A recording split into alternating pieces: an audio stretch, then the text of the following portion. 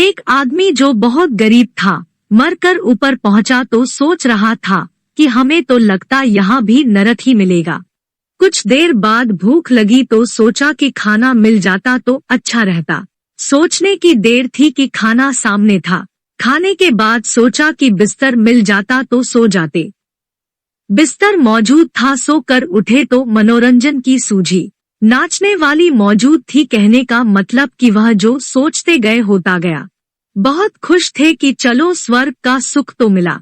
8-7 दिन इसी मौज मस्ती में गुजरे तो इन सब से मन भरने लगा तो सोचा कि कुछ काम किया जाए, पर उनको जवाब मिला कि करने के लिए आपको कुछ नहीं है, आप तो काम करने को छोड़कर अपनी इच्छा बताएं। फिर 2-1 दिन गुजारा पर बिना काम के उनसे रहा नहीं जा रहा था। उन्होंने कहा कोई छोटा मोटा काम ही बता दो, बस यही नहीं हो सकता। उनको जवाब मिला।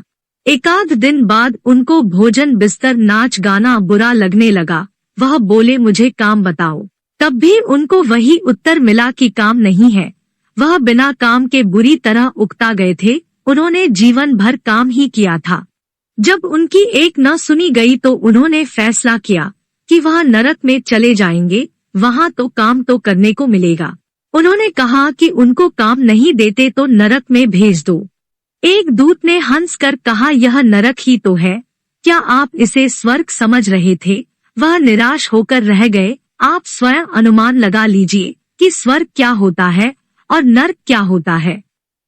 हम जो नर्क और स्वर्ग समझते हैं वह प्रकटतम कुछ नहीं होता। हमारे कर्म और हमारे जीवन निर्वाह पद्धति ही नरक और स्वर्ग है। कुछ नरक में रहते हुए स्वर्ग में रहना समझते हैं और कुछ स्वर्ग में रहते हुए नरक में रहना समझते हैं। अब यह अपनी अपनी समझ है। यदि आप ऐसे ही कहानियों को पसंद करते हैं तो कृपया आप मेरे YouTube चैनल कहानियां विद सीमा को सब्सक्राइब, लाइक एंड अपने दोस्तों के साथ शेयर करें। धन्यवाद।